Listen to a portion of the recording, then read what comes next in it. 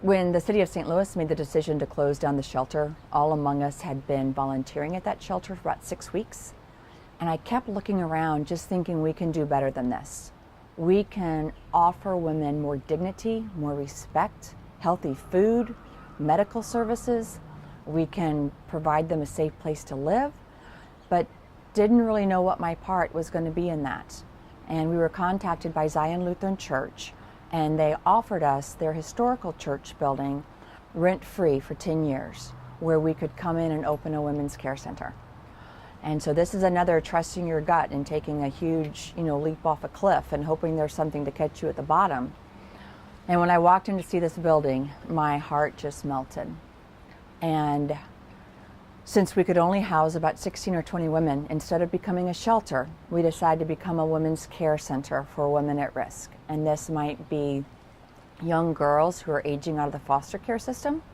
It might be women my age who've had 3 or 4 things happen in a row and they find themselves without housing.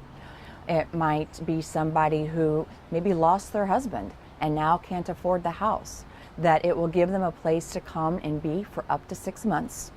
They'll be offered programs here, 12-step programs, life skills, healthy eating, finances, relationships, to where they can then maybe get education if they want to go back for their GED.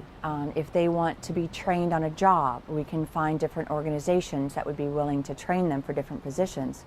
We can then help them find affordable housing, that they can stay in an apartment that they can afford with the money they're making. And then to stay in relationship with them for about 3 years out until we just know they have a firm foundation.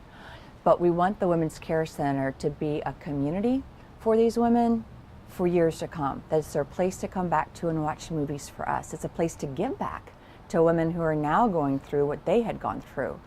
The 12-step programs always talk about offering that experience, strength, and hope.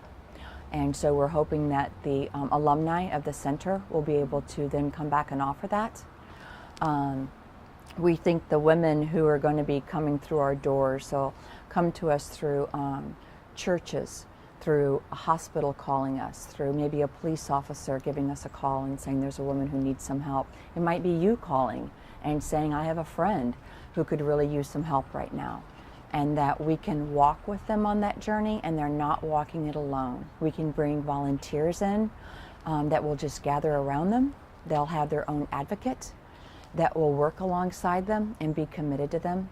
And then what does it look like for all of us to be living together as family and to be encouraging each other?